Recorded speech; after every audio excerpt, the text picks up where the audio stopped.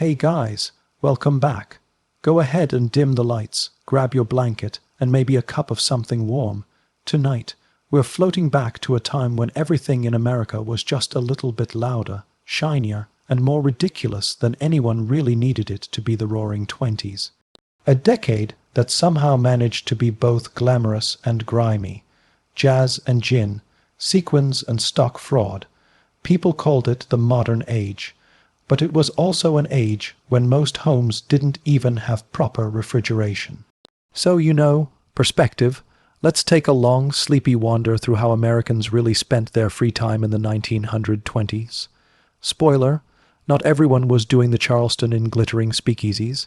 Some were, sure, but a lot of others were just sitting on their porches, sweating through Prohibition, and wondering why their neighbor suddenly had a shiny new Ford and a suspiciously large supply of medicinal whiskey. Let's start with the most iconic image, the flapper and the speakeasy. Ah yes, the woman with bobbed hair, cigarette holder, and a loose dress that horrified her mother. She's become the decade's mascot, right? But real flappers weren't exactly the norm. Most women were still wearing house aprons and worrying about grocery prices. The so-called flapper revolution mostly happened in urban centers, New York, Chicago, a few others, and even then, it was a lot less Gatsby glamour and more. Smoky basement with bad gin and jazz so loud you couldn't tell if it was good or not. But for the lucky or reckless few, nightlife was everything.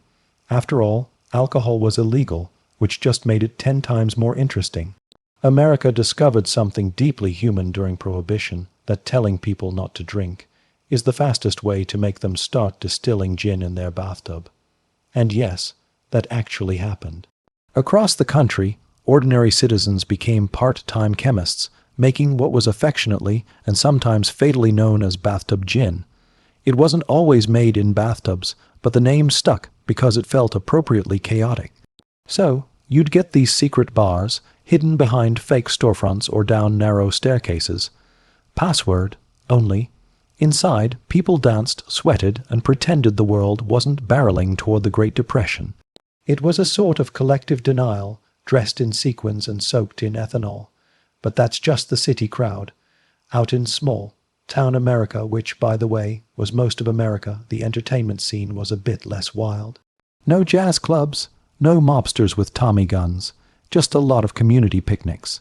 The 1920s were still a decade of front porches, church socials, and amateur baseball. Families would pack sandwiches, hop in the car if they had one, and head to the local fairgrounds to watch a slow game that lasted about 4 hours too long. And honestly, people loved it. The rhythm of the day was slower, predictable. You'd go to work, come home, read the newspaper, maybe listen to a radio broadcast if you were one of the modern few who owned a radio set. Radio, by the way, was like social media's great-grandfather. Everyone thought it would bring the world together, and in a sense, it did until the ads started. By the mid-1920s, radio was booming. Families would gather around the big, boxy receiver like it was a fireplace for sound. They listened to comedy shows, news bulletins, and those strange early advertisements where companies proudly announced their products were scientifically formulated. Usually they weren't. Now, let's drift into the realm of sports and spectacle. Because if the average person wasn't sneaking booze or doing the Charleston, there's a good chance they were worshipping at the altar of sports heroes. The 1920s gave us the rise of celebrity athletes, the Babe Ruth era. Baseball, boxing, and college football were huge. Newspapers turned athletes into demigods. People would spend hours debating batting averages or whether Jack Dempsey could knock out an entire nation if given the chance. And remember, this was before television, so most of these events were either heard through the radio or read about in excruciating detail in the next day's paper. Still, fans packed stadiums and boxing arenas, dressed in their Sunday best, because public events were an occasion. If you lived in a small town, sports might have meant the local high school football game, complete with a marching band and a cheer squad that knew 3 moves total. But it was all about the ritual. It gave people something to root for. Speaking of rituals, let's talk about one of the strangest 1920s pastimes, flagpole sitting. Yes, that was real. People, mostly men with far too much free time, would climb up a flagpole and sit there. For hours, sometimes days, occasionally weeks, and the longer they stayed, the bigger the crowd below, because apparently, watching someone not move was considered thrilling entertainment. The trend started with a stunt performer named Alvin Shipwreck Kelly, who decided to sit atop a flagpole for 13 hours as a publicity stunt. It worked spectacularly. Soon, copycats popped up everywhere trying to beat the record. Newspapers covered it. People brought lawn chairs to watch. It became a national obsession for about 2 years. Then, as quickly as it began, everyone collectively moved on. Another huge form of leisure was movies. The 1920s were the golden age of silent cinema, right before sound changed everything. People went to the movies weekly, sometimes multiple times a week. Tickets were cheap, theaters were ornate, and stars like Clara Bow and Rudolph Valentino ruled hearts everywhere. Valentino, in particular, became a full-blown phenomenon to the point where his death in 1926 sparked mass hysteria. Women fainted. Thousands attended his funeral. Newspapers described him as the Sheikh of Desire, which honestly sounds like a bad cologne, but it worked. Silent films gave ordinary people an escape, a chance to watch love, drama, and glamour unfold without saying a word. Then came The Jazz Singer. In 1927, the first feature-length film with synchronized sound, and suddenly everything changed. Actors who couldn't handle dialogue, gone. Studios scrambled to adapt. The entertainment industry never looked back. But maybe the most revealing thing about how Americans spent their time in the 1920s was how obsessed they were with modernity. Everything had to be new, electric, efficient, futuristic. Washing machines, toasters, cars, even vacuum cleaners became status symbols. People believed technology was going to solve everything. And to be fair, it did make life easier. It also made them busier. Suddenly, housewives were expected to do more cleaning, not less, because now they had the time. Industrial capitalism strikes again. Still, leisure took on this optimistic glow, a belief that life was getting faster, shinier, and better every day. Even as poverty and segregation quietly persisted in the background. But no one wanted to think about that while the jazz was playing. Let's float now toward the quieter corners of 1920s America, the ones not captured in glittery nostalgia. In the rural South, entertainment often meant church gatherings, storytelling, or blues music drifting through hot evenings. In immigrant neighborhoods, leisure was family dinners, festivals, and saving up for one nice suit or dress for Sunday Mass. The roaring didn't roar everywhere. For many, it was a low hum, a mix of hope, exhaustion, and small pleasures. But somehow, all of it, the jazz, the flagpoles, the baseball, fit together into this strange, humming portrait of a country trying to figure out what fun even meant in the modern age. And that's where we'll pause for now. In the next part, we'll drift deeper into the real leisure culture, the fads, the food, the bizarre health trends, and how Americans tried and mostly failed to relax in the age of speed. Got it? Here's the continuation in full sleepless historian tone, a slow, cozy, and mildly sarcastic deep dive into how Americans actually relaxed, played, and escaped reality in the Roaring Twenties. No headings, just a long, continuous flow. So, let's drift back into the 1920s, where leisure meant a strange mix of invention and illusion. People wanted to feel modern, but they were still half-rooted in the old world. They were pretending life was a movie, while still shoveling coal into the furnace. It's an odd combination, but that's what makes it beautiful in a slightly grimy way. You had people wearing the latest Paris-inspired fashion, but their streets were still unpaved. They'd go out dancing all night, then come home to an outhouse. Modernity, as it turned out, had stages. The average person was obsessed with the idea of doing things for fun, which was kind of new. Leisure was no longer something reserved for the rich. Factories and offices had introduced standardized working hours, and for the first time, millions of Americans had weekends. Imagine that 2 whole days to do whatever people did before Netflix. The answer turned out to be mostly sports, parades, hobbies, and occasionally getting very drunk in creative ways. If you were a man, you might join a lodge or fraternity. Secret societies were all the rage. Not actual secret ones, just the kind where middle-aged men wore fezzes, memorized oaths, and did charity work between cigars. The Elks, the Masons, the Odd Fellows, they all flourished. It was like social media before the internet. You could network gossip and pretend you were part of something mysterious. Women had their own clubs too, usually focused on literature, sewing, or campaigning for social reform, which is a polite way of saying they tried to make sure society didn't fall apart completely. Meanwhile, young people were out having what we might call the world's first youth culture. The word teenager didn't exist yet, but the behavior certainly did. With the rise of cars, suddenly dating wasn't confined to front porches anymore. It moved onto wheels. The automobile became a rolling symbol of independence and parental anxiety. Couples would go for drives that lasted a suspiciously long time and somehow always came back looking a little windblown. It's not hard to imagine what really happened out there in the rumble seat. Cars didn't just change romance, they transformed leisure itself. Road trips became a thing. America was slowly knitting itself together with highways, motels, and diners. Families would pack up and drive for hours just to see a new state line. People began to feel the vastness of the country and their place in it. You could go somewhere just because you wanted to. It's a concept that feels obvious now, but at the time it was revolutionary. The open road became the new frontier, only this time it came with gas stations and questionable sandwiches. And then there were the fads.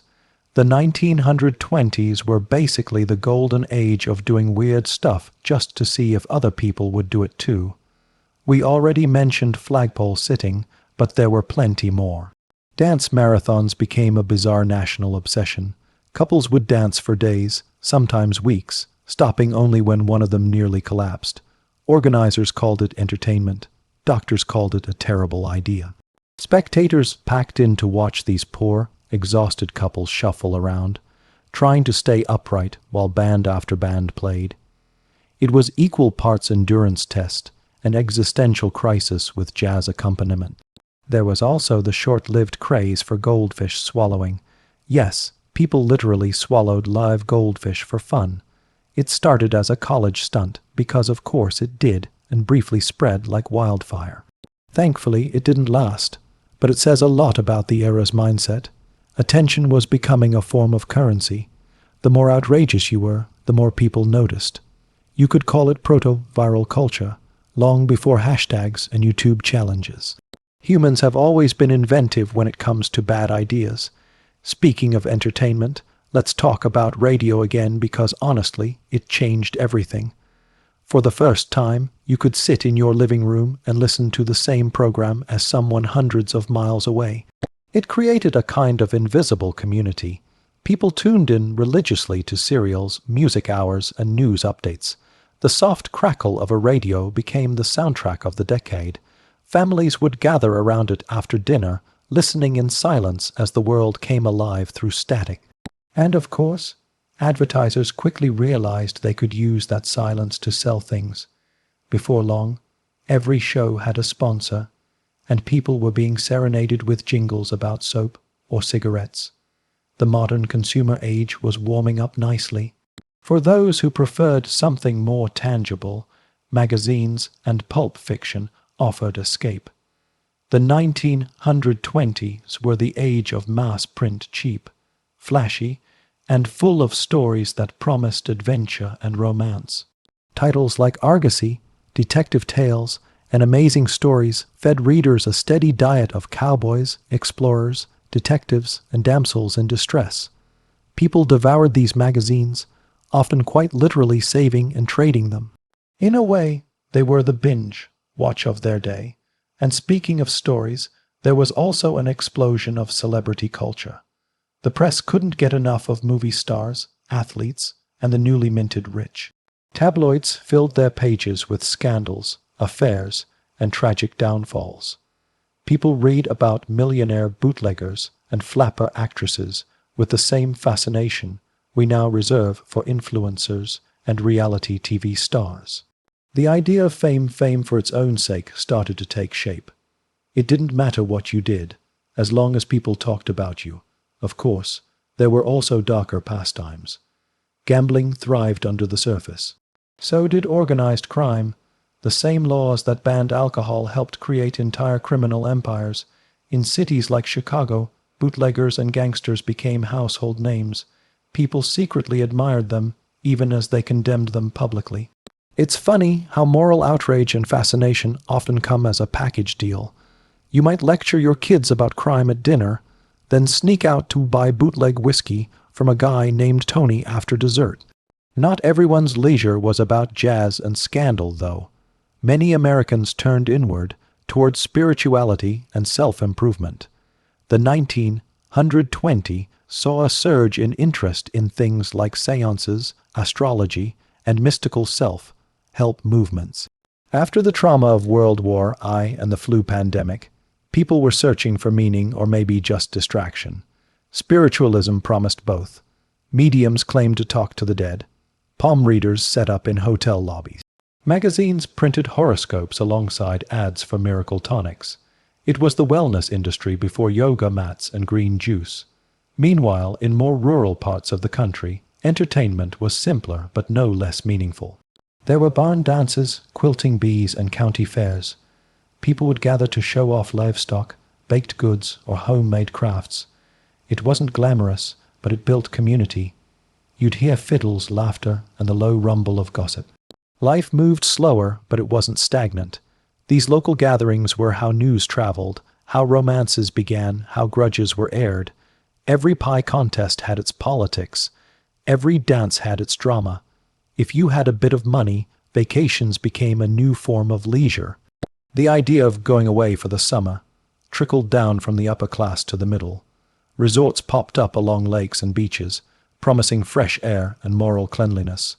Families would rent cottages, play croquet, and pretend they weren't just avoiding city heat and mosquitoes. The wealthier elite flocked to places like Palm Beach or the Catskills, where they could mingle, drink discreetly, and make sure everyone noticed how relaxed they were. Leisure had become performative. You weren't just resting, you were demonstrating that you could afford to rest. One of the most curious things about 1920s leisure was how obsessed people were with health. After centuries of treating illness as fate, Americans suddenly decided that wellness was something you could earn.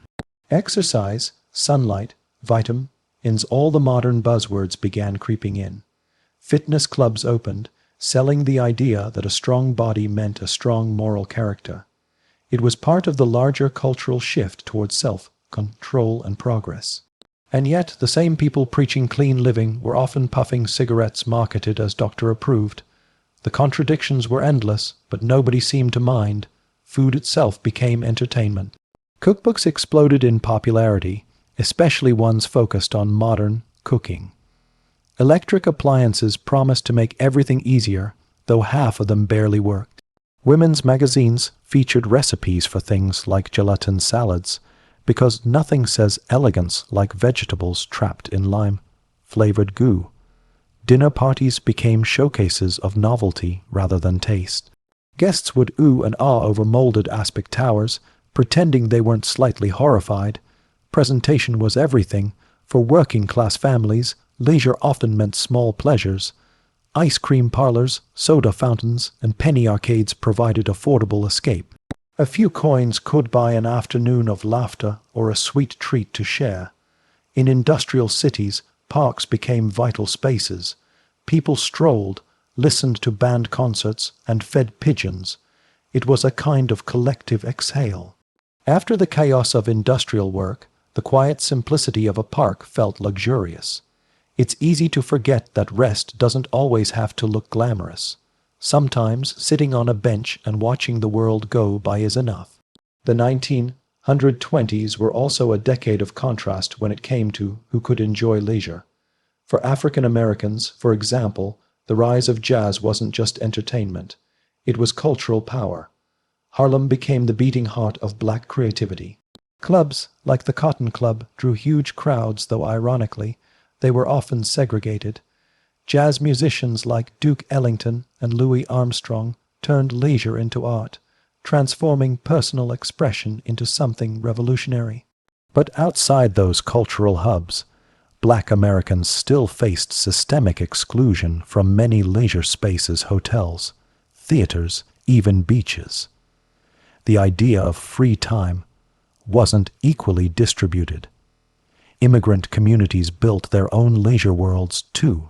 Italians, Poles, Jews, and others created social clubs, festivals, and parades that mixed old traditions with new American habits. These gatherings kept identities alive in a rapidly changing world. Music, food, laughter, they were ways of saying, we're still here. Leisure wasn't just relaxation, it was resilience. Then there was the rural Midwest, where the radio and automobile reached a little later. There, leisure meant porch swings, local gossip, and maybe a church picnic if the weather behaved. Saturday nights often centered around the general store or town square. Kids played tag under the lamplight, while adults exchanged news about crops or politics. It sounds quaint now, but in many ways it was the foundation of American social life. A shared rhythm, slow and steady, without the constant hum of urgency that modern life carries. And yet, beneath all that calm, the decade hummed with anxiety. Everyone knew something was shifting: the economy booming too fast, social norms cracking open, values evolving faster than people could process. Leisure was both an escape and a mirror. The more frenzied the parties became, the more obvious it was that the good times couldn't last. People were dancing faster and faster, as if they could outrun reality. Spoiler, they couldn't. By the late 1920s, even as the stock market soared, cracks were showing. Movies got louder, advertising bolder, parties wilder. It was as if the entire country was trying to drown out an approaching whisper. And when that whisper finally became a roar in 1929, the leisure culture that defined the decade collapsed almost overnight. Dance halls emptied. Speakeasies went quiet. The road trips stopped when gas became a luxury again. The dream of endless fun turned back into the grind of survival. But for a brief, glittering decade, America had learned how to play, and it never really forgot. If you think about it, the Roaring Twenties were a rehearsal for the modern world. The obsession with youth, fame, technology, image, it all started there. Even the sense of burnout. People worked hard, partied harder, and constantly sought distraction. Sound familiar?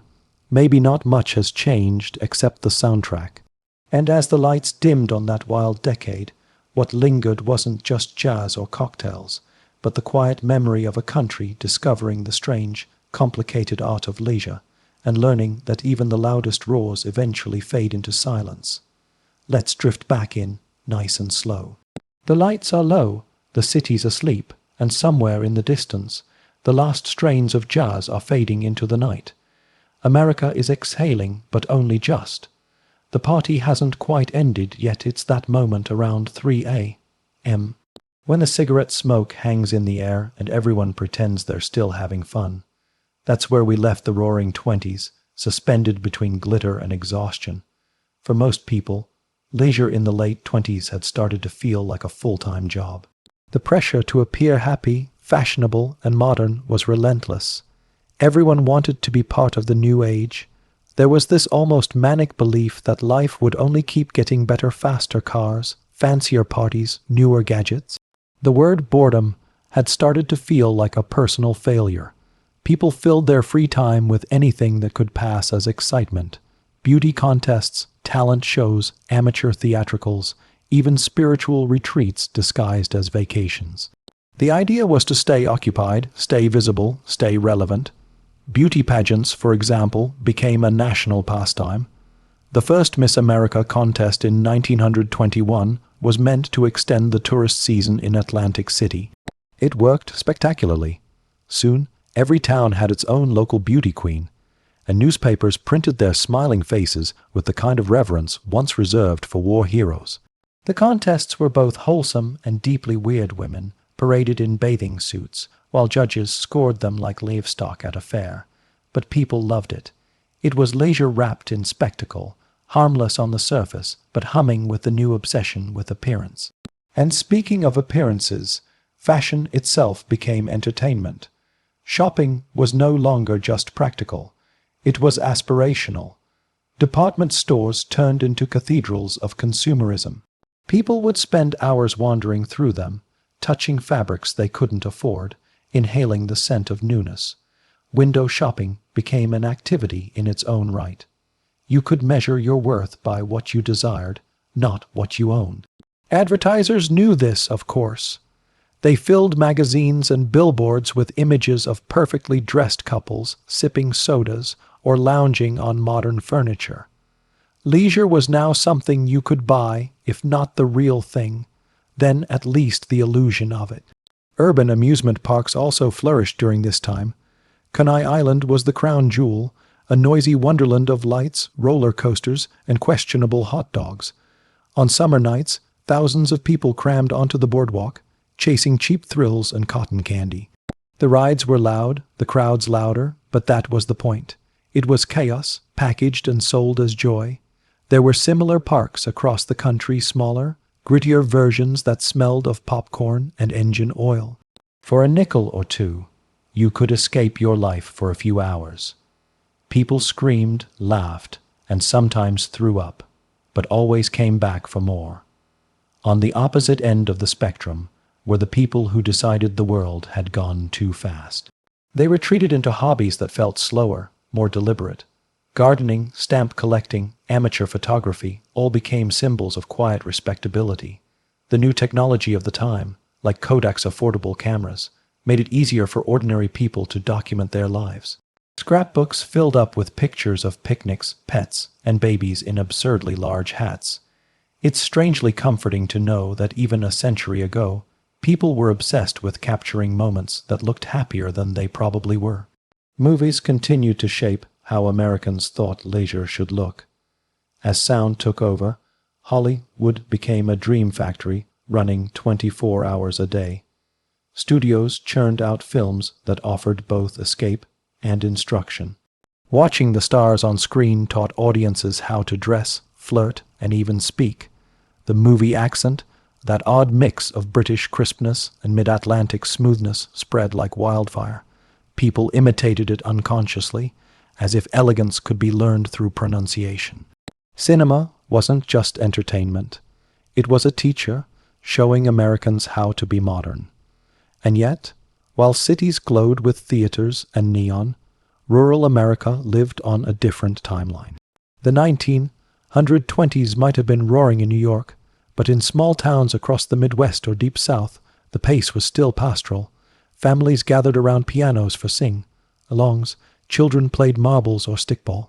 Sundays meant church, followed by a heavy lunch and a nap.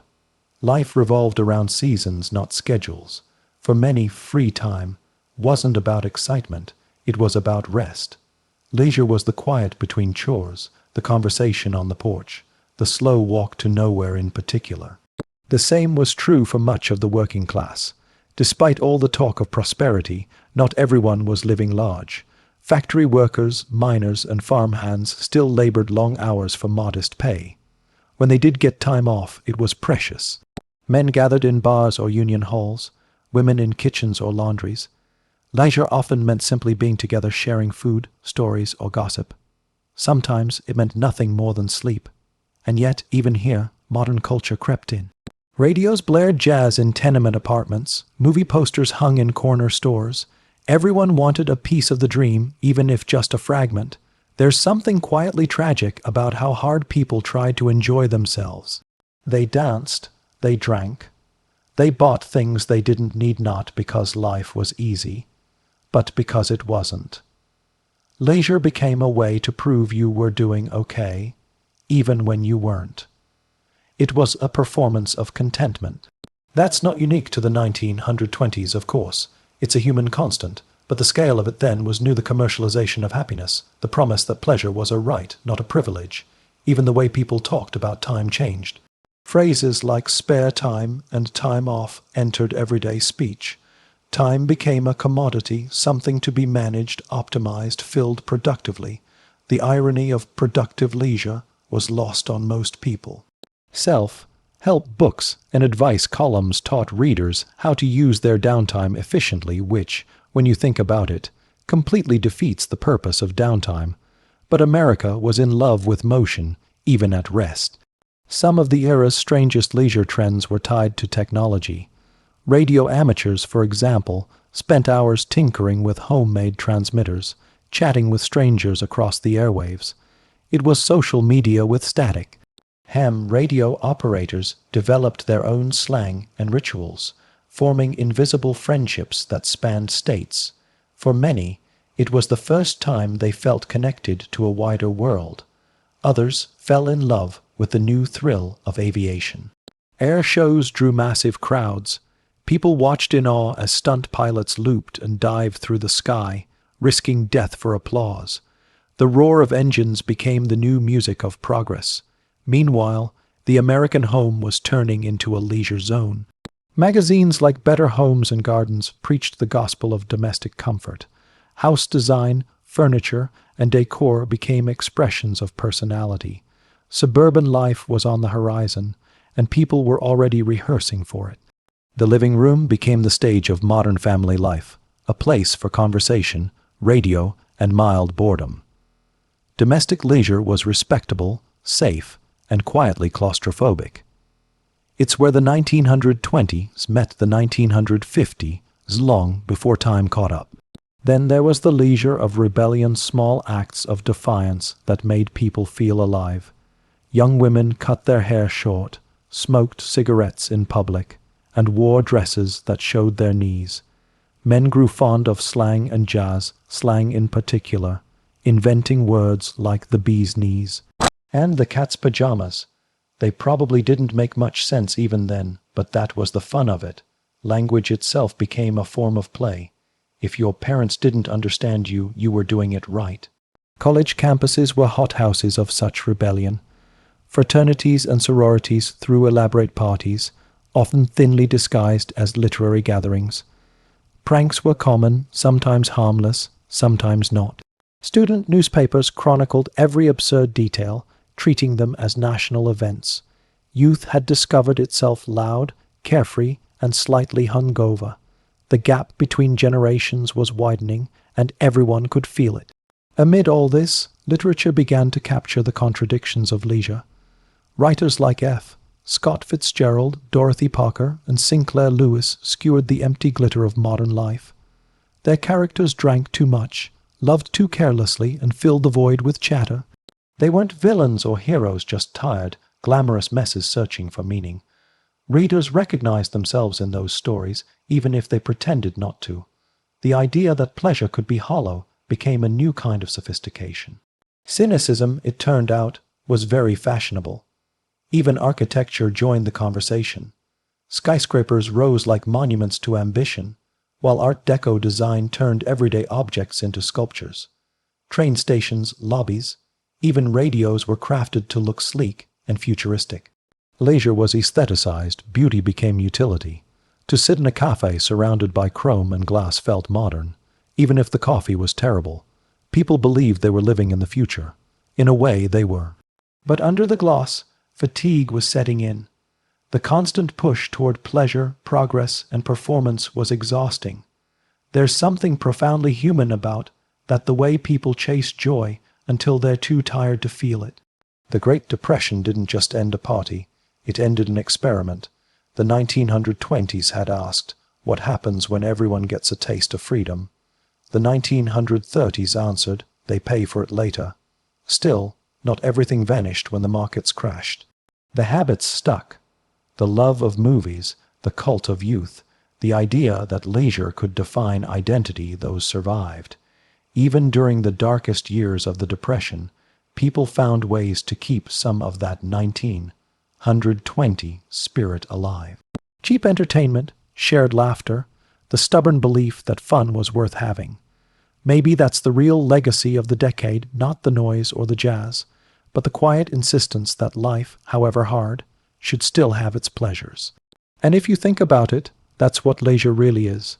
Not luxury, not excess, but the small rebellion of joy in a world that keeps demanding seriousness. The 120s just turned that rebellion into a full-time aesthetic. They gave it sequins, saxophones, and slang. It was messy and shallow and beautiful, like most human things when they're honest. So as we leave that era behind, imagine the music fading into static, the lights dimming across dance floors, the last couple still swaying long after everyone else has gone home. They don't know what's coming, the crash, the hardship, the long grey years ahead. They just know that for now, the night is warm, the air smells like perfume and cigarette smoke, and for one brief moment, everything feels endless. Because that's what the Roaring Twenties were at heart, not a decade of decadence, but a dream of eternity. A collective hope that fun could last forever, that laughter could outpace loss. It couldn't, of course. But the endless, reckless trying, that's what made it raw. Got it? I'll keep the same calm, dry, sleepless historian tone, and gently move the story forward into the 1930s, showing how leisure shifted after the crash, while keeping it slow and sleep-friendly. I'll stay within the same narrative style you've asked for, no headings, no breaks, just smooth storytelling. When the markets finally collapsed in 1929, the sound was silent for most people. There were no alarms, no cinematic crashes, just an uneasy stillness that settled into everyday life. One week, you had a job and plans for the weekend. The next, you were staring at your shoes, wondering what happened. The Roaring Twenties didn't end with a bang. They ended with quiet confusion. Leisure, which had been a kind of national hobby, suddenly felt like bad manners. In cities, the dance halls stayed open for a while. The bands played slower, softer. People still showed up, but their laughter had a brittle edge to it. They weren't celebrating anymore. They were remembering how it felt when celebration seemed natural. The gin tasted sharper, the sequins lost their shine. Even the jazz felt tired, as if it too had been evicted from something glamorous. For a lot of Americans, leisure became something practical again, rest instead of recreation. When you're worried about rent, free time isn't about amusement. It's about catching your breath. Families gathered around radios not just for fun, but for company. The radio voice became a friend who didn't ask for anything. You'd sit in the dark, listening to static and soft voices talking about crops or far-off news, and it felt like the world was still there, holding on. Movies took over where parties left off. The early 1930s saw theaters fill up again, even as wallets emptied. For a dime, you could sit in the dark for 2 hours and forget you were broke. Hollywood understood this perfectly.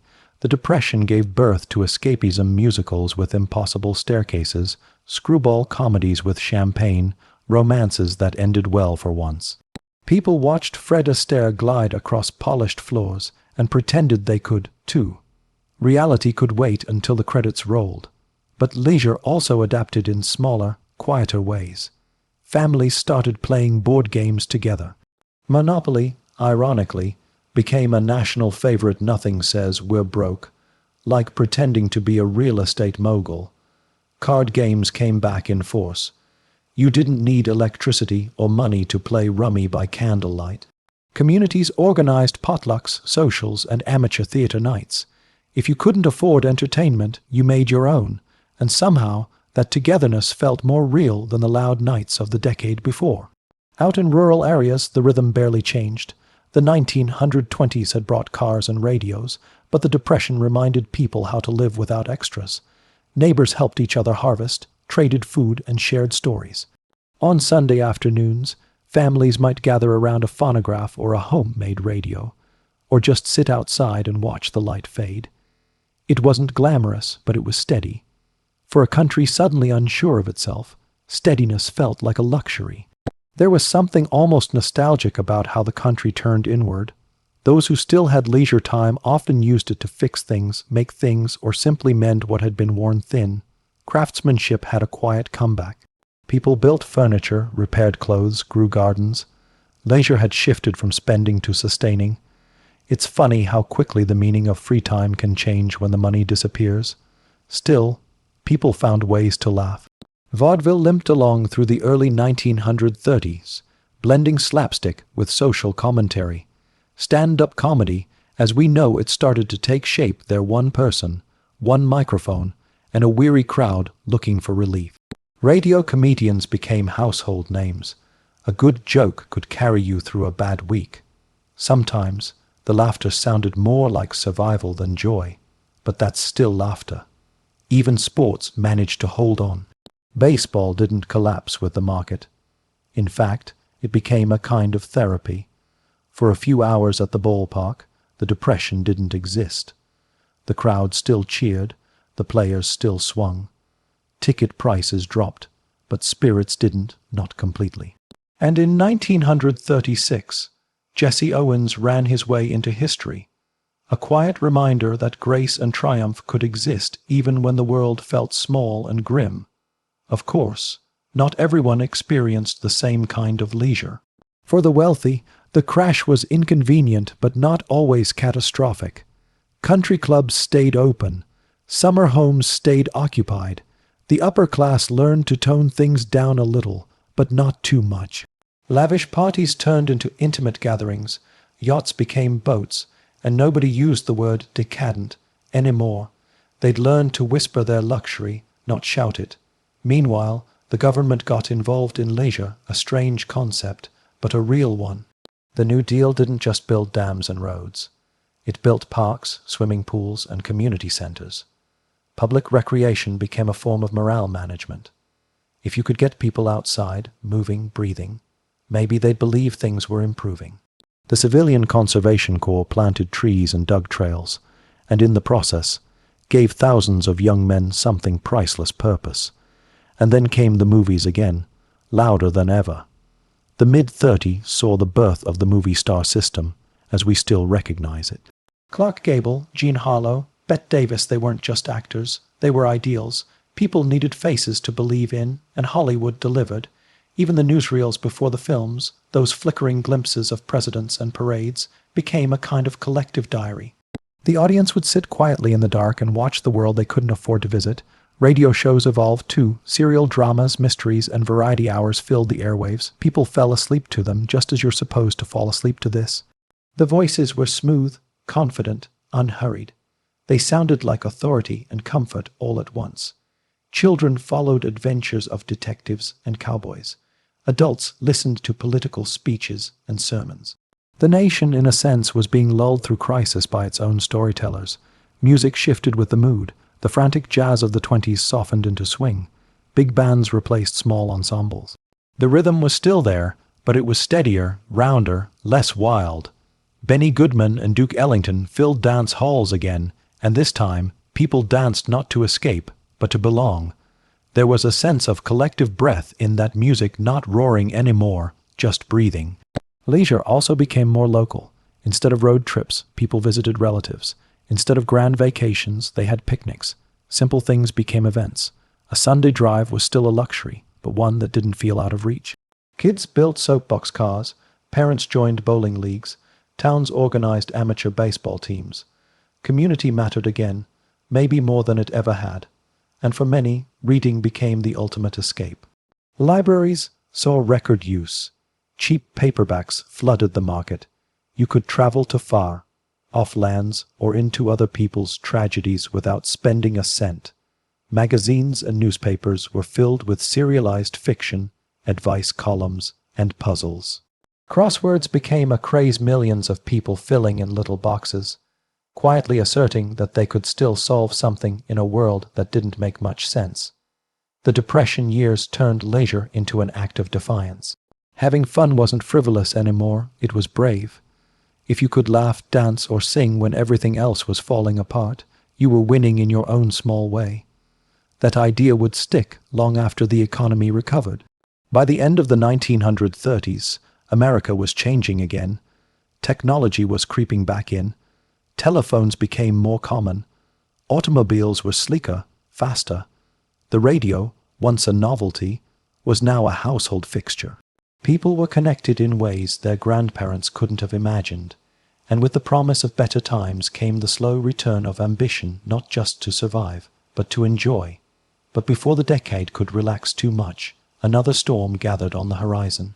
Europe was stirring again, this time with darker intentions. The same generation that had danced through the 1920s and suffered through the 1930s was about to face the 1940s and another war.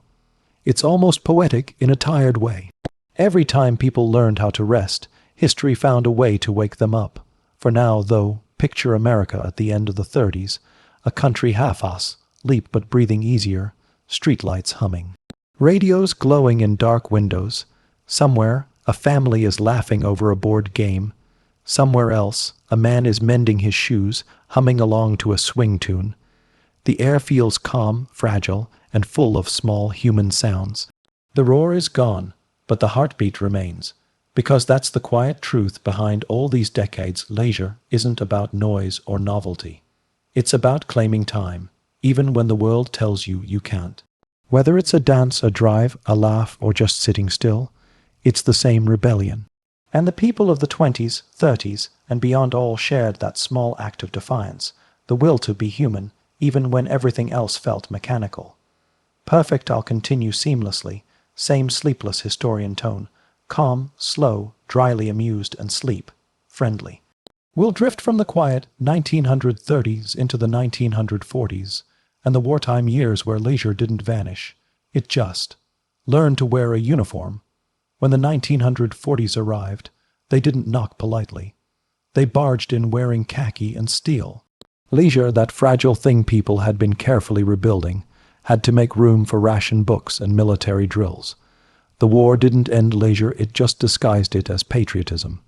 People danced, but now for morale. They sang, but for the troops. They wrote letters instead of postcards, watched newsreels instead of musicals. Everything was filtered through the same gray lens, the idea that fun should be useful. It was, in a strange way, the most organized era of relaxation America ever had. On the home front, evenings were filled with small rituals. Women worked in factories all day, and in the evenings they might sit together sewing, gossiping, or just resting with the radio on. The radio was still the heartbeat of the house. It played music, news, and the reassuring voices of comedians who made the war sound like an inconvenience instead of a nightmare. People were tired constantly. But they also knew how to keep moving. The Saturday night dance survived, even with dimmed lights and fewer men around. The music was different now, slower, steadier. There was something romantic about scarcity. Couples swayed closer, partly because they were in love, but mostly because they both knew it might be their last dance before deployment. Movie theaters kept running, packed every night. Hollywood produced what it always did, dreams, but this time with a touch of propaganda. Even escapism wore a uniform. Soldiers on screen always made it home, and the heroines waited faithfully. Off-screen, it wasn't always that tidy, but in the dark, watching black and white courage flicker on the screen, people let themselves believe in happy endings again. The government actually encouraged people to have fun, within limits. Too much despair was bad for productivity. So there were morale campaigns, community events, and patriotic concerts. Leisure was treated like a resource to be rationed, scheduled, and directed toward national unity. Even the baseball leagues kept playing, because Roosevelt himself said they should. America, apparently, could fight fascism and still keep score. For soldiers abroad, leisure was a different story. On the front lines, it was anything that didn't involve shooting. Smoking, writing letters, swapping stories, or just staring at the sky. Cigarettes became the world's smallest luxury. So did music. Swing bands traveled with the troops, and the sound of a saxophone could silence the war for a few minutes. The USO shows were a kind of traveling dream. Bob Hope, Bing Crosby, countless others, they carried laughter across oceans. The soldiers adored them not because the jokes were good, but because they reminded them what laughter even felt like. In a world full of noise, laughter was the only sound that still made sense. Back home, rationing turned leisure into an exercise in creativity. No gas for Sunday drives, no rubber for sports equipment, no silk for stockings. People learned to make do. Gardens became victory gardens. Old clothes became new ones. Families played cards, read books, or sat on porches in the summer because there wasn't much else to do. It was simplicity, enforced but oddly comforting.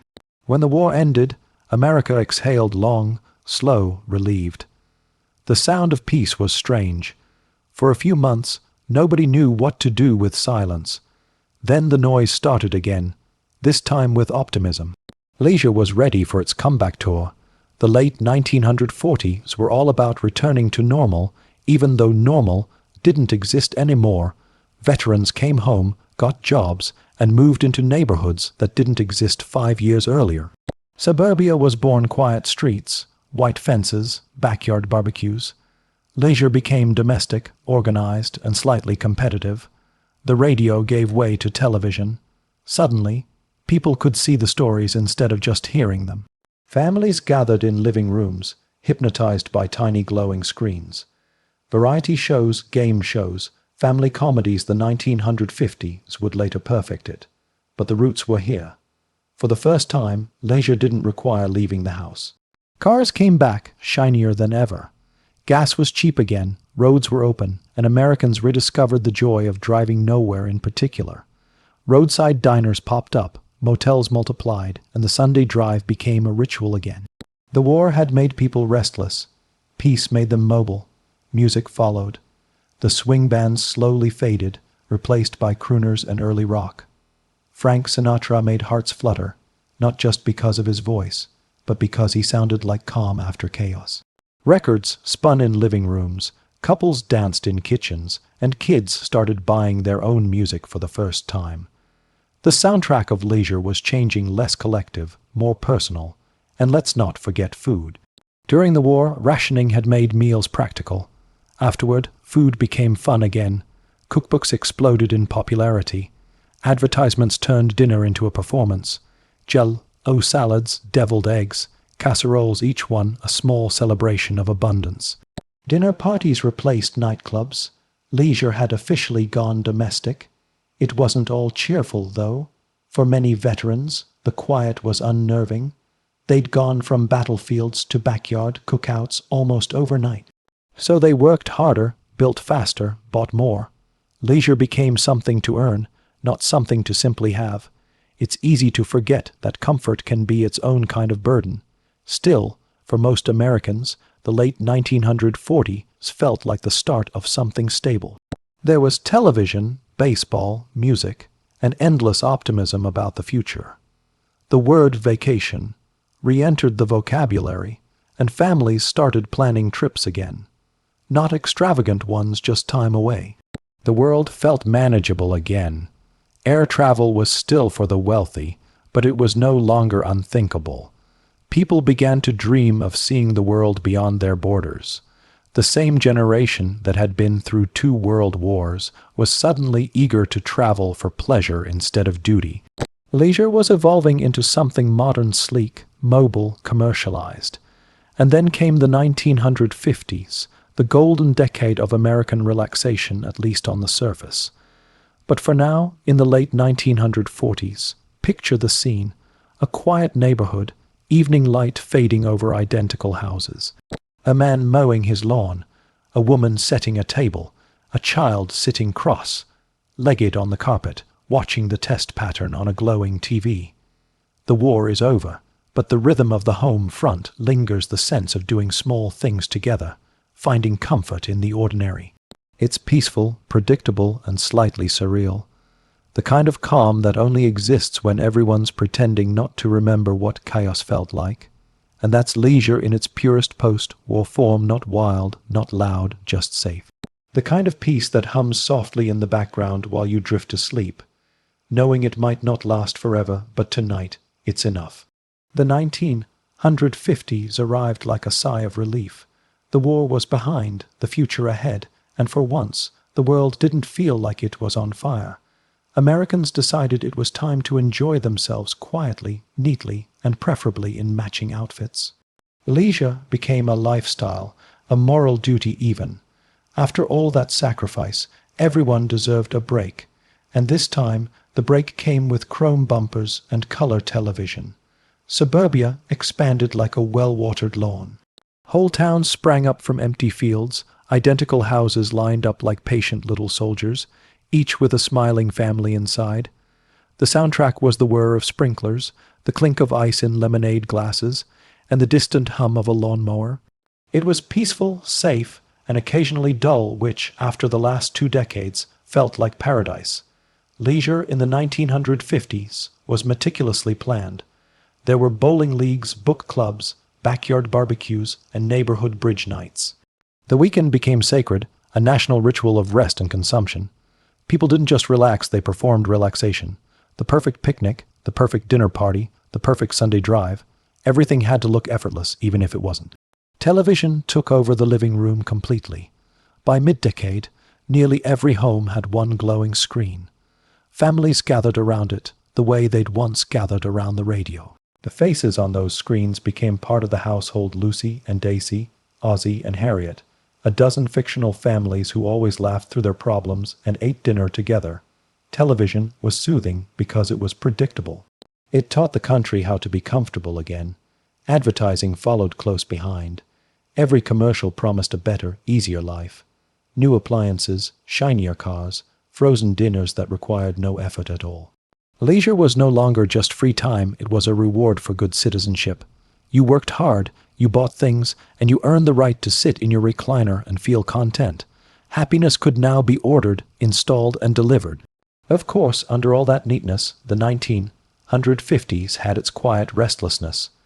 The same people who smiled through neighborhood potlucks sometimes wondered what they were missing.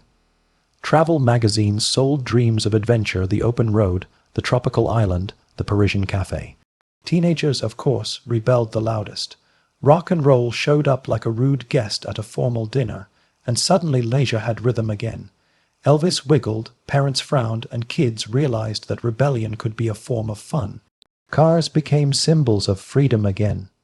Every teenager wanted one, and every family needed one.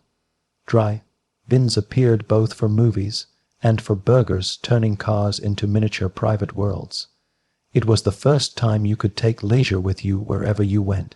You could sit under the stars, share a milkshake, and feel like the whole world was paused just for you. Meanwhile, adults rediscovered hobbies: golf, gardening, fishing slow, solitary pursuits that looked respectable and gave people something to talk about on Monday. The middle class perfected the art of mild recreation. Nothing too wild, nothing too lazy.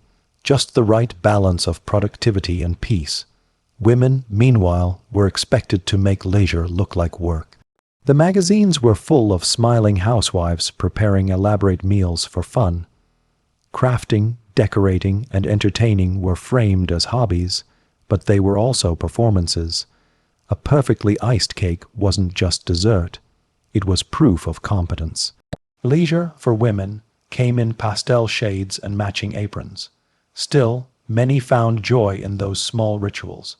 Baking, reading, gossiping over coffee. It wasn't glamorous, but it was connection. Television shows reinforced it all. Cheerful domesticity, gentle humor, a sense that nothing bad ever really happened. The world outside might still be tense with politics and nuclear fear, but inside the home, everything gleamed. And yet there was always that hum of anxiety in the background. The Cold War was quietly shaping leisure, too. Backyard bomb shelters appeared in some neighborhoods, stocked with canned beans and optimism. Children practiced duck and cover under their desks.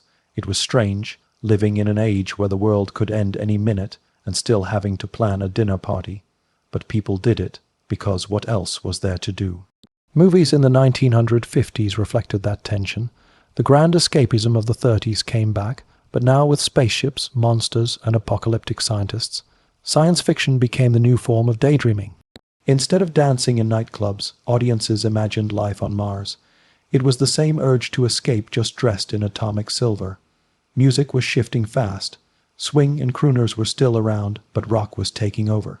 Teenagers bought records by the millions, spinning rebellion on turntables while their parents shook their heads.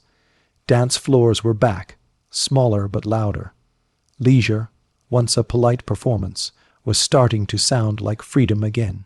Vacations became more common. The interstate system made travel easier, motels more comfortable. Families piled into station wagons with picnic baskets and maps, chasing the idea of seeing America. Roadside attractions popped up everywhere: giant balls of twine, mystery spots, and cartoon dinosaurs guarding gas stations. It was silly, charming, and exactly what people wanted. Theme parks were next. In 1955, Disneyland opened, and leisure got its ultimate cathedral. It wasn't just a park. It was an entire philosophy. Clean, safe, nostalgic, perfectly curated. It sold happiness by the hour, and people lined up for it. The 1950s had found its ultimate expression fantasy, but in a controlled environment. No mess, no unpredictability. Just smiling workers, clean sidewalks, and the illusion that life really could be that simple. By the end of the decade, America looked comfortable, almost too comfortable. The lawns were trimmed, the cars polished, the televisions humming. People had learned to rest without guilt, to celebrate predictability. But beneath the calm surface, the next generation was already stirring. The children of the 1950s would grow up surrounded by ease and order, and would later tear both apart just to see what was underneath. For now, though, it's easy to picture the scene. A soft summer evening, the glow of a TV screen in a quiet living room, the faint crackle of a vinyl record spinning in another room. Somewhere outside, a dog barks. A man waters his lawn, the hose tracing lazy arcs in the fading light. The air smells like grass and cigarette smoke, and something that feels suspiciously like peace. It's the sound of a nation resting, if only for a moment, not roaring, not mourning, just breathing. Leisure has finally become ordinary again, maybe even boring, but after everything that came before, boring feels like a miracle. The 1960s began like someone opening a window after a long nap. Fresh air, bright colors, and the faint smell of something unpredictable. After the calm, polished 1950s, America was ready to loosen its tie, or more accurately, throw the tie into a bonfire and start a band. Leisure wasn't about conformity anymore. It was about freedom, or at least the appearance of it. For young people, especially, free time became a kind of declaration.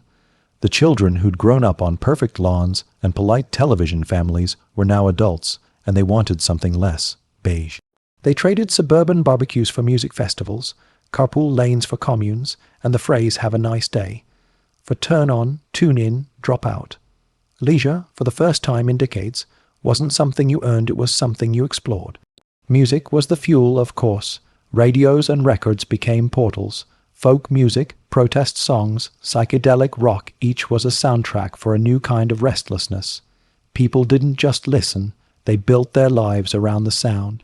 Guitars replaced golf clubs as the accessories of leisure. Every song was an opinion, and every opinion was a movement. Woodstock became the great pilgrimage of this new kind of relaxation. 500,000 people, knee-deep in mud and ideals, pretending civilization didn't exist for a few days. They called it peace and love, but it was also chaos and exhaustion, which somehow made it feel more real. If the 1950s had been about keeping things tidy, the 1960s made a sport out of mess. Leisure turned inward, too. Meditation, yoga, communes, mind expansion all became ways to spend time differently. People wanted experiences that felt authentic, even if they didn't know what that meant. There was a new kind of boredom growing not from doing nothing, but from doing the same things as everyone else. The search for meaning had replaced the search for comfort. Meanwhile, the older generations looked on with mild horror. To them, leisure meant mowing the lawn and watching baseball, not wandering barefoot through the desert talking about cosmic energy. But even they couldn't resist some of the new temptations. The cars got faster, the clothes brighter, the vacations longer. Leisure, it turned out, was contagious. Television adapted, as it always did. The glowing box that had once shown perfect suburban homes now beamed in moon landings, protests, and variety shows with neon lights. Late, night talk shows became the new firesides. The country was changing fast, but at least it was happening in color. People still fell asleep in front of the TV, the shows were louder, but the ritual was the same. The space race turned science itself into entertainment. Kids played astronaut in their backyards. Adults watched the real thing unfold on television. When Neil Armstrong took that famous step, the whole world held its breath, not just because it was historic, but because it was beautiful to watch. Leisure had officially left the planet, and then there were the road trips. Highways stretched farther, gas was cheap, and cars became confessionals. Young people piled into vans, painted them with flowers, and decided the open road was a philosophy. The destination didn't matter, the journey did. It was freedom, or at least the illusion of it, rolling along at 50 miles an hour with a broken radio and a head full of ideas. At the same time, leisure was becoming more commercialized than ever. The counterculture might have talked about rejecting consumerism, but advertisers weren't about to let that happen. Jeans, records, soft drinks, even rebellion itself, everything got a logo. You could buy your individuality in convenient installments. It was rebellion with a receipt. In the cities, nightlife shifted. Jazz clubs gave way to rock venues, coffee houses, and art galleries that smelled faintly of incense and indecision. People stayed up late, not because they were working, but because they wanted to feel awake in a different way. There was a sense that the night itself belonged to those who refused to sleepwalk through life. For women, leisure began to change shape too. The feminist movement wasn't just about work. It was about what freedom meant outside of it. The idea that leisure could belong to women not as service, but as self was quietly revolutionary. Book clubs became consciousness, raising circles. Shopping trips became discussions about identity. It was messy, imperfect, but it was a start. The 1960s also saw the birth of the fitness craze, though it looked nothing like the gym culture to come. Jogging appeared, looking suspiciously like running away from something. Health food stores popped up, selling grains that tasted like discipline. People were learning that leisure could also be self-improvement, a strange blend of vanity and virtue that would never quite go away. And then there was television again, because there's always television. Game shows and sitcoms still existed, but news coverage had taken center stage. The Vietnam War was broadcast in living rooms, blurring the line between reality and entertainment. People watched tragedy over dinner. It wasn't that they didn't care, it's just that it had become part of the background noise. Leisure had absorbed everything, even pain. By the end of the decade, the country felt exhausted from its own freedom. The optimism had frayed, the movements had splintered, and everyone needed a nap.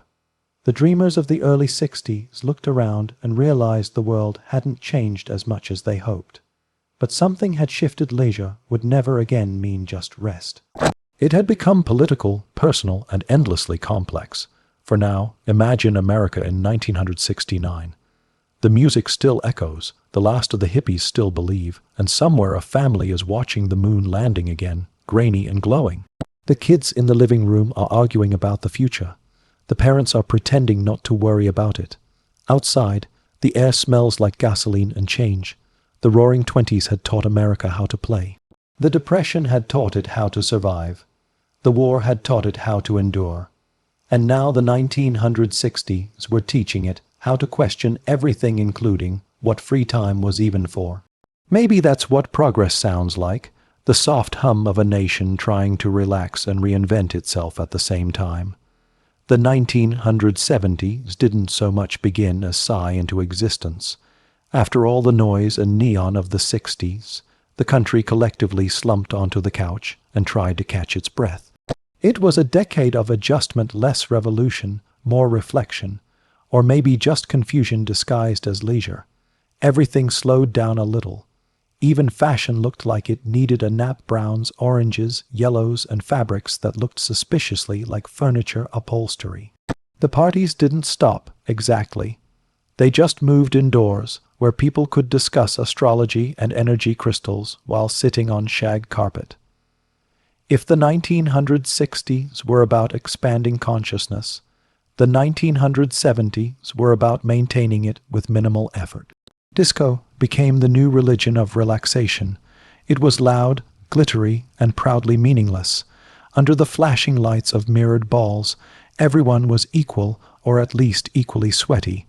The nightclubs of the 1970s weren't about rebellion or politics. They were about forgetting.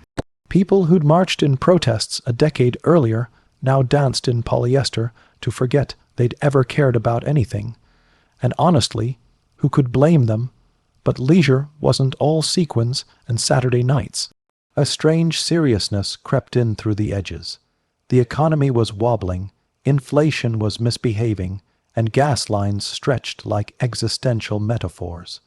Americans learned a new form of leisure, waiting.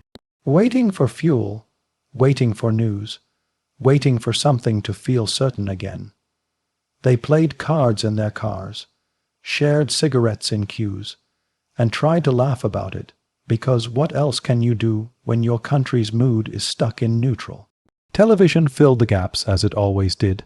Sitcoms became mirrors of middle-class life, sometimes affectionate, sometimes bleak. Shows like All in the Family and MASH * didn't just entertain. They questioned everything politely enough to air at 8 p.m. You could watch an episode about war, laugh, and still fall asleep feeling mostly fine. That was the 70s balance introspection with a laugh track. Meanwhile, leisure got a little weirder. Self-help books multiplied like mushrooms after a rainstorm. People read about positive thinking, pyramids, and the power of the subconscious. Hot tubs became philosophical gathering spots, equal parts steam, sincerity, and bad ideas. The dream of communal living shrank down to weekend retreats and self-discovery seminars. Everyone wanted peace of mind, preferably without having to move to a farm. Sports evolved too. Jogging became normal, even respectable. You could now wear sneakers in public without looking eccentric. Gyms began to appear, filled with chrome and mirrors, where people admired their own progress in real time. Exercise wasn't just about health. It was about proving you still had control over something in a decade that seemed allergic to stability. Technology also began whispering promises of leisure. Microwaves, cassette players, VCR all told Americans they could do things faster, easier, or later. Convenience was the new luxury. Why live in the moment when you could record it and watch it next week? Even boredom got postponed, and somewhere under all this, the 1970s quietly invented nostalgia. People looked back at the 1950s with affection, a strange, filtered affection for a world that probably never existed. Movies like American Graffiti and Grease sold comfort as time travel. It turned out the easiest way to relax in uncertain times was to pretend you were living in simpler ones. Families, too, were redefining what togetherness meant. The dinner table was still sacred, but increasingly invaded by television. Board games were still played, but mostly on rainy days. Vacations leaned toward the practical road trips, campgrounds, national parks. The American dream had traded its tuxedo for jeans and a windbreaker. Yet even as leisure became more modest, ambition never really disappeared. The late 1970s began to shimmer with something new, or maybe something old dressed up in gold. The oil crisis faded, disco roared louder, and Wall Street started clearing its throat. The 1980s were warming up backstage, waiting to turn everything, including free time, into a competition. When the 80s finally arrived, they didn't tiptoe in. They strutted in wearing shoulder pads and sunglasses. Leisure became loud again, but in a different way.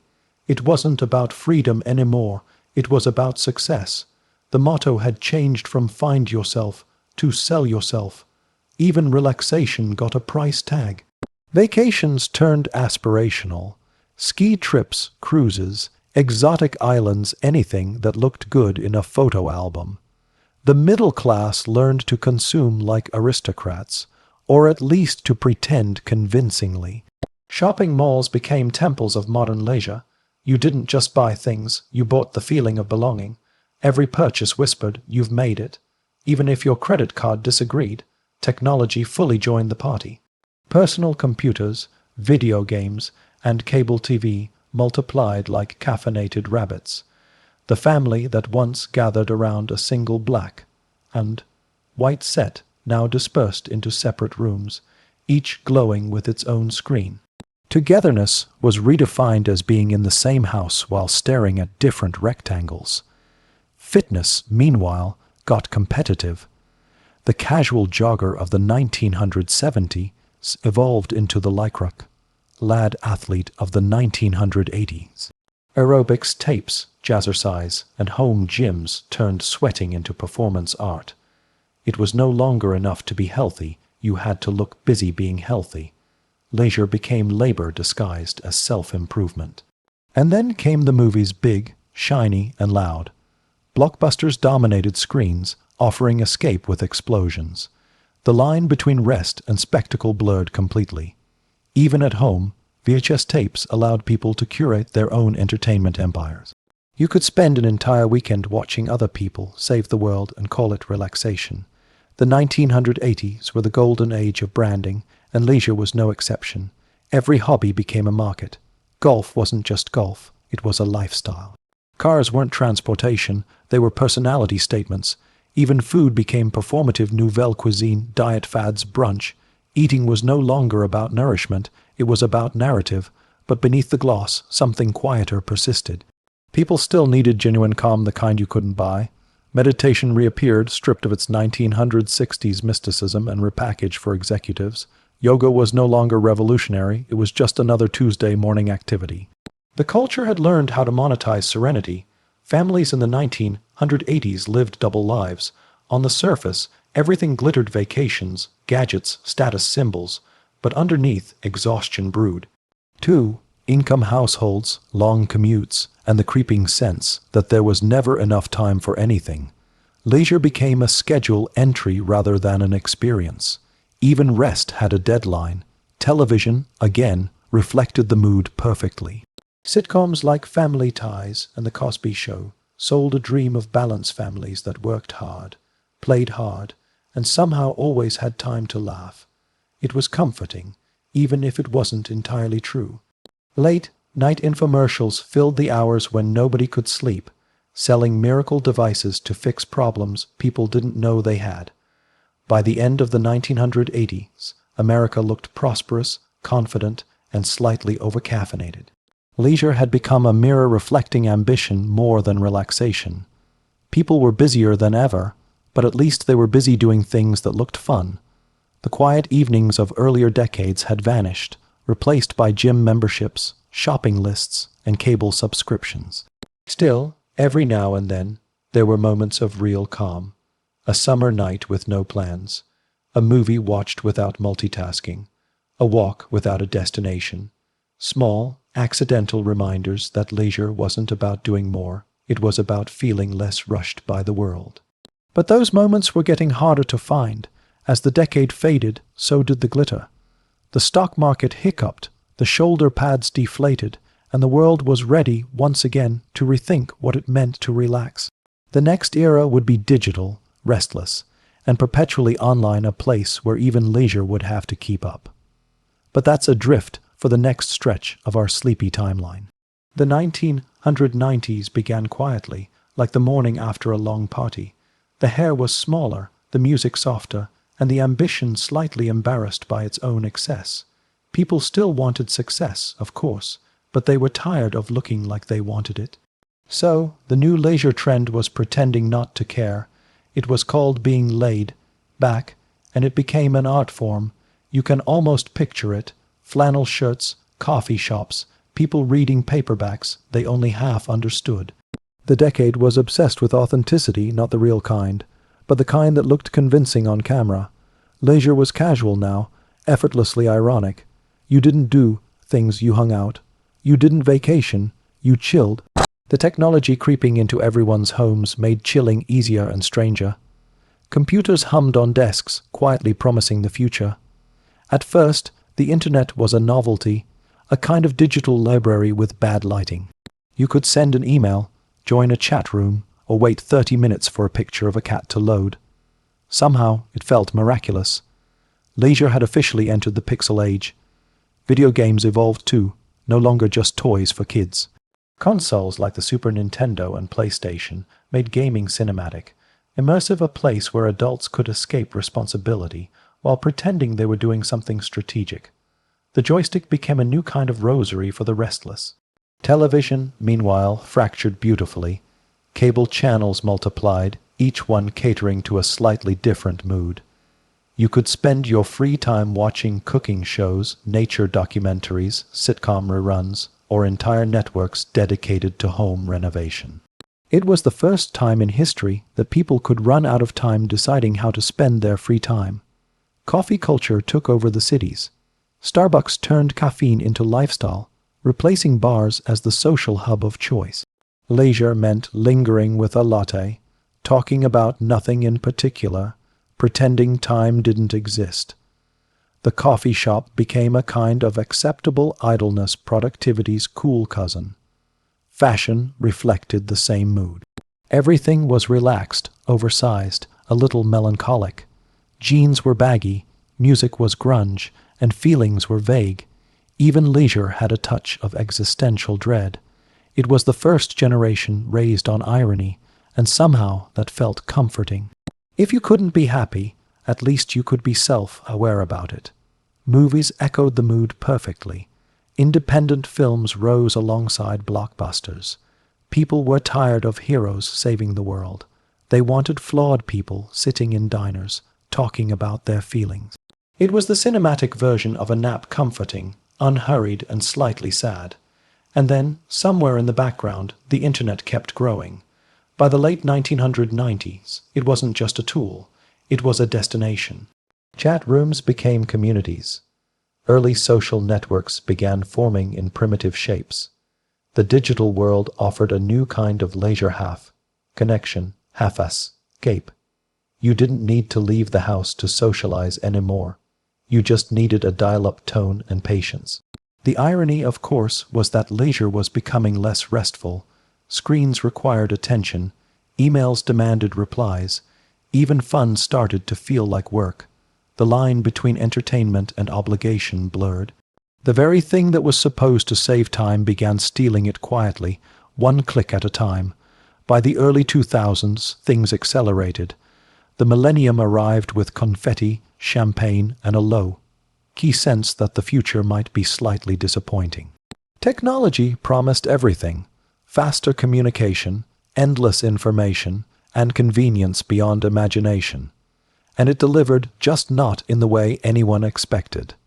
Leisure was now portable. Laptops, cell phones, and eventually, the first smartphones meant you could relax or pretend to anywhere.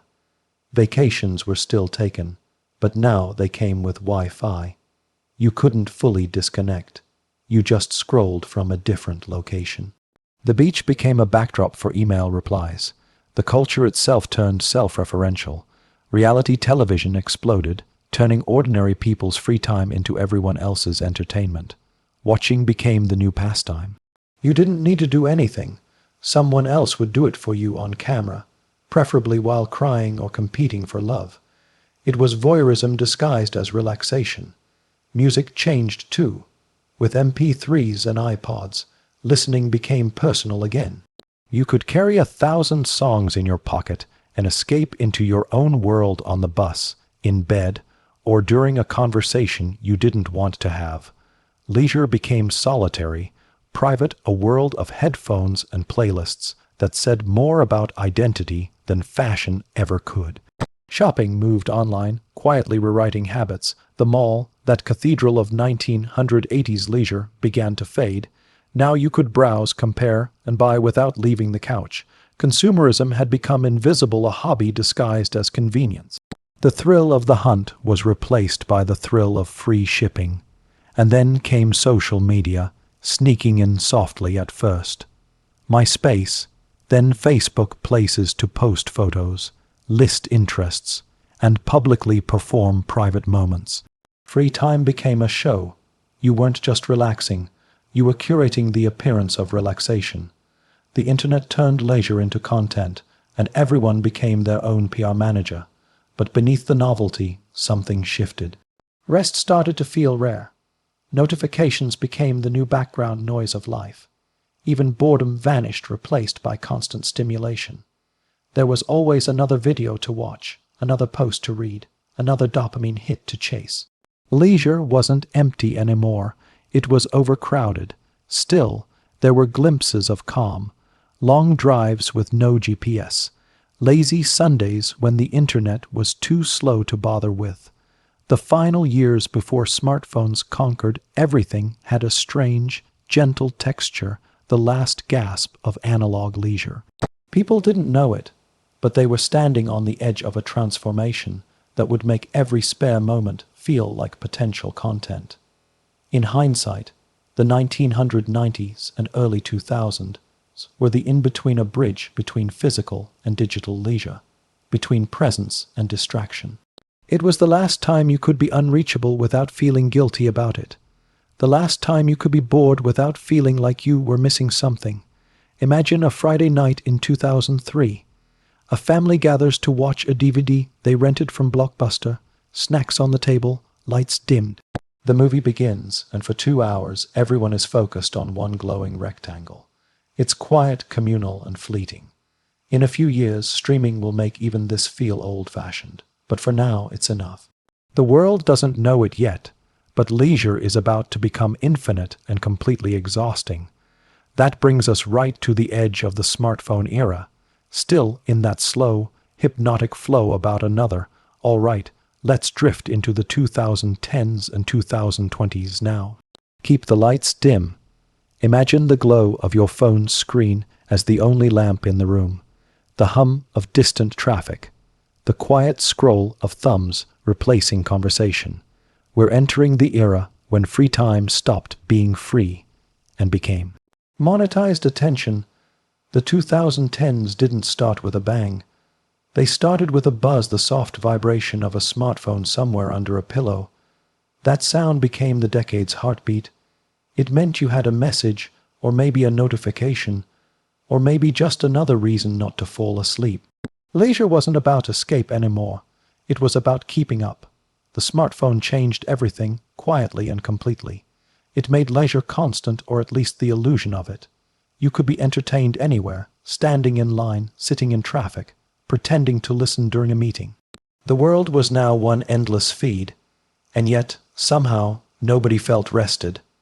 Social media blossomed into its final form, a digital mirror that never turned off. Instagram taught people that relaxation needed to be photogenic.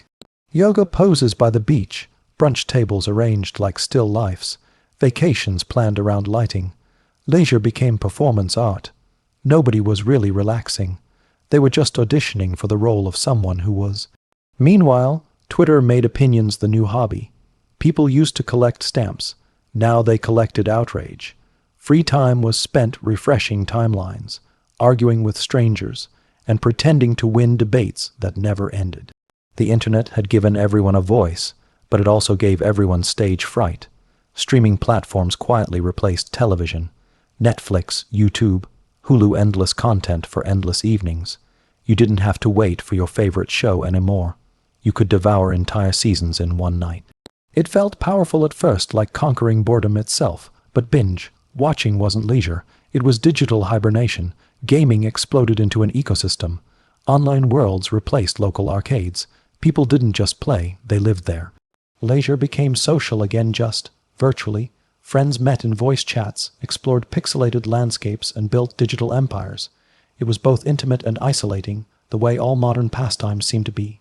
Then came influencers, the new aristocracy of leisure. They didn't just consume free time, they sold it. Every hobby, every vacation, every quiet cup of coffee could be monetized. The line between living and advertising evaporated. Leisure became a product, and authenticity became a brand strategy. Even self-care joined the trend. Candles, face masks, digital detoxes, all marketed as rebellion against burnout, yet sold through the same apps that caused it. Rest itself became something to optimize. Meditation apps reminded you when to breathe. Watches tracked your sleep and politely informed you that you weren't doing it right. The 21st century had turned peace of mind into a subscription service. Work followed people home, disguised as convenience. The laptop that promised freedom also promised deadlines at midnight. The phone that played your favorite songs also delivered your boss's emails. The boundaries dissolved quietly. Leisure became background noise for productivity. Vacations, when they happened, were photographed to death. The urge to document every sunset became irresistible. You couldn't just see a mountain. You had to prove you'd been near it. The simple act of existing somewhere beautiful turned into unpaid content creation. The 2010s perfected the art of looking relaxed while working very hard at it. And then, of course, came 2020, the year that stopped everything except screens. Suddenly, the world was indoors, and leisure was both mandatory and meaningless. People baked bread, learned dances, watched the same shows at the same time, all while quietly wondering if they'd ever feel normal again. Free time lost its charm when there was too much of it. Zoom became the new living room. Birthdays, funerals, weddings all pixelated. Work and leisure blurred into one continuous live stream. The world rediscovered puzzles, plants, and the importance of going outside, even if outside meant your balcony. Leisure was no longer a luxury, it was survival. After the lockdowns faded, something strange lingered. People wanted simplicity again. Walks, slow mornings, books made of actual paper. The endless feed had lost some of its power. For a brief moment, quiet felt sacred again. The world remembered that not everything needed to be optimized or shared. But the internet never really sleeps. Algorithms kept scrolling even when you didn't. TikTok arrived and turned leisure into performance on fast forward. Short clips replaced long thoughts. Entertainment became snackable, addictive, and available in infinite supply. You didn't even need to look for it, it found you. Attention became the new currency. Companies competed not for your money, but your minutes. Every notification, every recommendation, every just one more episode was another toll booth on the highway of your mind. Leisure was no longer rest, it was revenue. Yet despite all that, people kept trying to slow down. Minimalism, van life, off. Grid fantasies, little rebellions against the noise. Some deleted apps, others moved to the countryside, others just pretended. The dream of a quiet life had returned, though it was often filtered and hashtagged like everything else.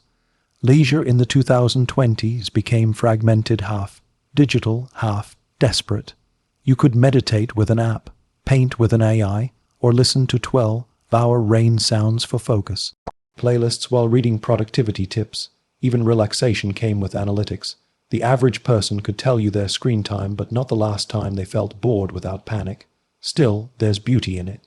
Somewhere between the chaos of notifications and the hum of streaming, there are small, human moments, the kind that haven't changed in centuries, sitting quietly with a cup of something warm, watching the sun dip below buildings, laughing at something that doesn't need to be recorded. Leisure, in its purest form, still survives stubborn, fragile, and almost always unmonetized. When you zoom out, the story of American leisure is a pendulum swinging between freedom and control, abundance and exhaustion. The Roaring Twenties danced until they couldn't. The Depression learned to do without. The post-war years celebrated comfort.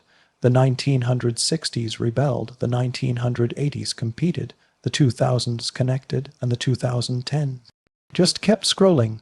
And now, here we are lying in bed, phone in hand, watching history repeat itself in real time. Leisure has never been more accessible, and yet never felt rarer. Maybe the next great luxury won't be virtual reality or faster internet.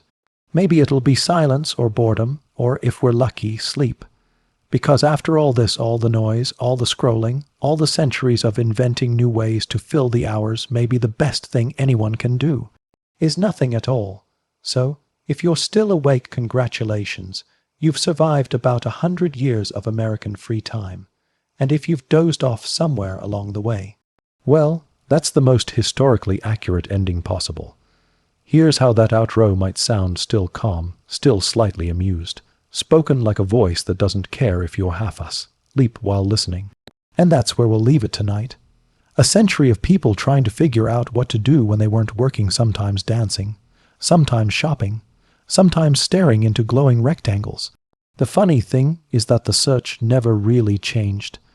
Every generation thought it had invented the perfect way to relax, and every generation quietly realized it hadn't. If you think about it, leisure's just another kind of mirror. In the 1920s, it reflected jazz and champagne. In the 1950s, it showed clean lawns and televisions that weighed more than cars. In the 1980s, it sparkled with ambition and hairspray. Now it glows in the dark and asks you if you're still watching. The mirror always changes shape, but it never stops showing us how restless we are. So maybe the real story of American free time isn't about what people did. It's about what they were trying to escape the noise, the pressure, the need to keep up.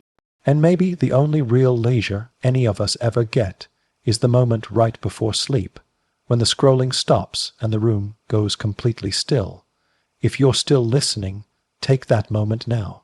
Let everything slow down, the thoughts, the breathing, even the part of you that's still trying to remember what you were supposed to do tomorrow. History can wait, it always does. The past will still be there in the morning. The jazz clubs, the war factories, the road trips, the disco lights, the hashtags, all of it lined up neatly like old postcards in a drawer.